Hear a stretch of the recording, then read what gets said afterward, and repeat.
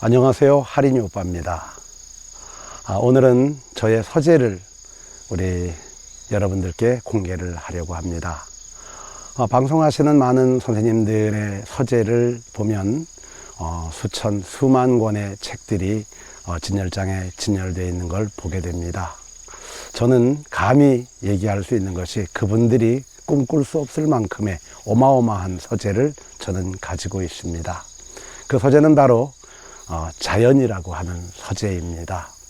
제게는 이 나무들이 바로 교과서이고, 그리고 이 풀들이 저에게는 가르침을 주는 스승님입니다. 죽어있는 지식의 서재가 아니라 살아있는 지혜의 서재, 이것이 삼무곡의 서재입니다. 오늘은 제가 제 어머니 이야기를 좀 들려드리기 위해서 이 자리에 섰습니다.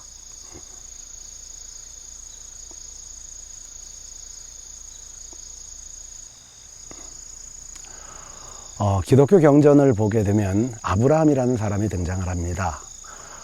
유대인들의 조상이지요. 그런데 그에게는 100살 때 얻은 아들이 있었습니다. 아마 자기 인생에 무엇보다 소중한 그런 보물이었을 거라고 생각이 되집니다. 그런데 어느 날 아브라함의 신이 아브라함에게 말합니다. 내가 100살 때 얻은 아들 이삭을 내게 제물로 바쳐라. 아마 아브라함은 굉장히 충격적이었을 것 같습니다. 자기 인생에서 최고의 가치, 다른 건 몰라도 이것만은 안 돼라고 생각하는 것이 아마 그 아들이 아니었을까. 제가 어릴 때 교회를 다니면서는 그런 요구를 하는 신이 도저히 이해가 되지 않았습니다.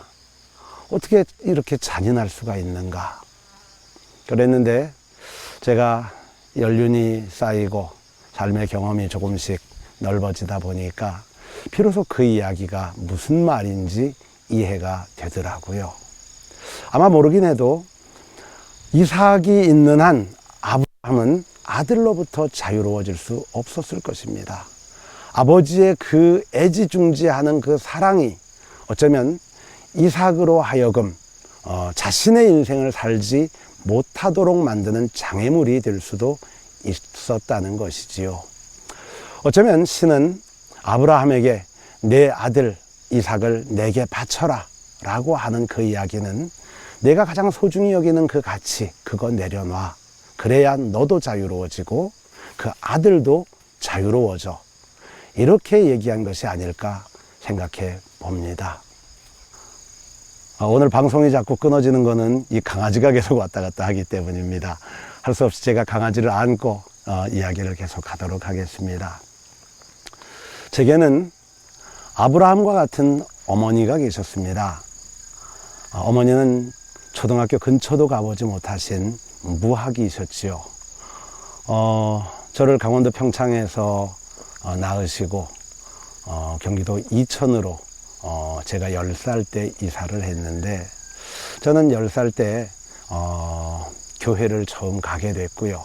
교회를 간 그날부터 저는 제가 목사가 돼야 되는구나 라고 생각을 하게 됐습니다. 중학교를 졸업하고 고등학교를 졸업하고 드디어 제가 신학대학에 입학을 하게 됐습니다. 서울살이를 시작하기 위해서 서울로 떠나는 날 새벽이었습니다. 이른 새벽 누군가 제 방문을 열고 들어오셨습니다. 저는 어슴풀에 눈을 떴지요. 보니 어머니셨습니다. 어머니는 제 머리맡에 앉으시더니 저를 깨우십니다. 얘야, 일어나 잠시 앉아봐라. 그래서 저는 잠이 덜 깬 상태로 어머니 앞에 앉았지요. 어머니는 다짜고짜 이렇게 말씀하셨습니다. 너는 오늘부터 내 자식이 아니다.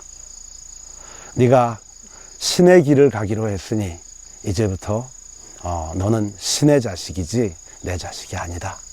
그러니 나를 어머니로 섬기려고 애쓰지도 말고 네가 가족의 도리를 다하기 위해서 노력하고 그럴 필요 없다.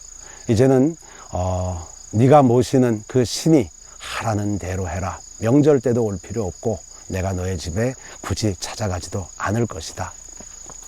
사실 그때는 조금은 어머니의 그 말이 이해가 되지 않아서 야속했습니다.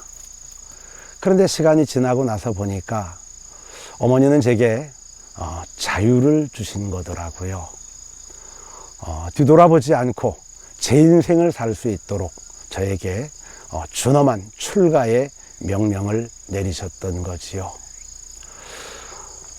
학교에서 입학상담을 오시는 분들을 만나고 아이들을 만나고 부모님들과 대화를 하다 보면 아이들의 대부분의 여러 가지 모습들은 사실은 부모님들이 아이들을 손에서 놓지 못해서 생기는 일인 것 같았습니다.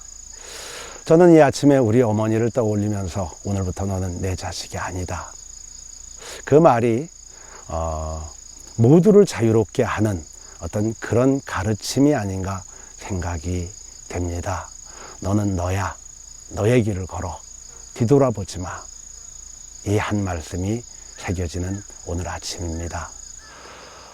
여기는 제 어머니를 모신 어머니의 부도탑입니다. 늘 어머니의 그 가르침을 새기기 위해서 제가 이곳을 살아있는 서재로 삼고 아침마다 산책을 하지요. 산무곡의 모든 공간들은 제 손을 통해서 만들어졌습니다. 저는 20여 채의 통나무집을 지었고 정원을 만들고 돌을 쌓았습니다. 참 아름답고 예쁩니다.